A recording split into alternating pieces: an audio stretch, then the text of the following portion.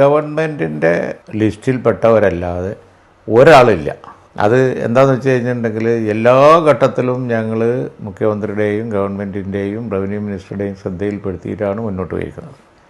ആദ്യം ഞങ്ങൾ സഹകരിക്കാൻ തീരുമാനിച്ചു. 6 മാസം കാത്തിരുന്നു. അവർക്ക് പിന്നെ വലിയ പദ്ധതി ആയതുകൊണ്ട് ലാൻഡ് സംബന്ധിച്ച് ഒരുപാട് കടമ്പകളുണ്ട് എന്ന് അവർ ഞങ്ങളോട് തുറന്ന് പറഞ്ഞു. റവന്യൂ മിനിസ്റ്ററായിട്ട് ഡീറ്റെയിൽ ആയിട്ടുള്ള ഒരു ചർച്ച നടത്തി.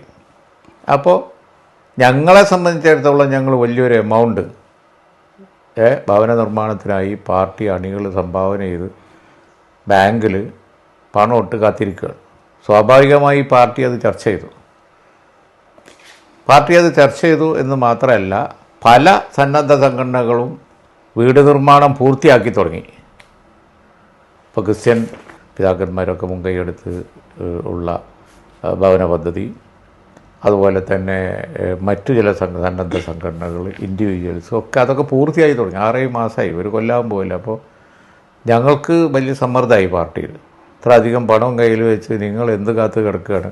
ഗവൺമെൻറ്റിൻ്റെ പിന്നെ പദ്ധതിയായിട്ട് പോട്ടെ, നമ്മൾ ഗവൺമെൻറ്റായിട്ട് സഹകരിച്ചിട്ട് തന്നെ നമ്മളെ പദ്ധതി ചെയ്യാം.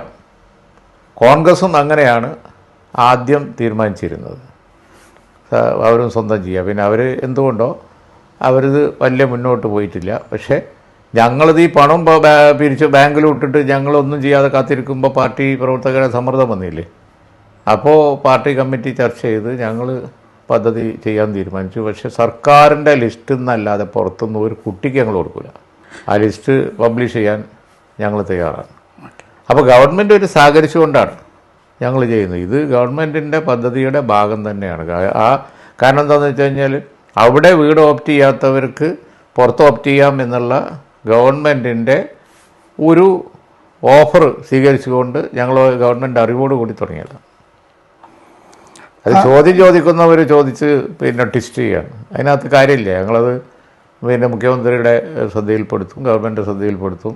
എന്ന് മാത്രമല്ല, ഓരോ വ്യക്തിക്കും സർക്കാരിൻ്റെ സഹായം കിട്ടേണ്ടതുണ്ട്. അത് കൊടുക്കുക എന്നുള്ളതാണ് ഈ സ്വന്തമായി സന്നദ്ധ സംഘടനകൾ ചെയ്യുന്ന ഭവന പദ്ധതിക്ക് ഞങ്ങൾക്ക് വിരോധമില്ല.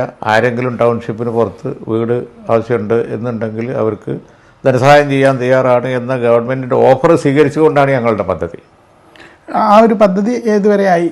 ഞങ്ങളുടേത് കുറച്ച് ഫാസ്റ്റായിട്ട് മുന്നോട്ട് പോകുന്നുണ്ട്. കാരണം തോട്ടഭൂമി അല്ലാത്തതുകൊണ്ട് ഞങ്ങൾക്ക് വേറെ നൂലാമാലകളില്ല.